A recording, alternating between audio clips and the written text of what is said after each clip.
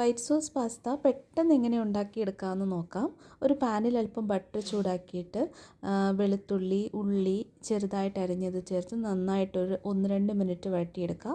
അതിലേക്ക് ക്യാപ്സിക്കം അല്ലെങ്കിൽ ക്യാരറ്റ് ഇഷ്ടപ്പെട്ട പച്ചക്കറികൾ ചേർക്കാവുന്നതാണ്. അതും കൂടി ഇട്ട് നന്നായിട്ടൊന്ന് 2 മിനിറ്റ് വഴറ്റുക.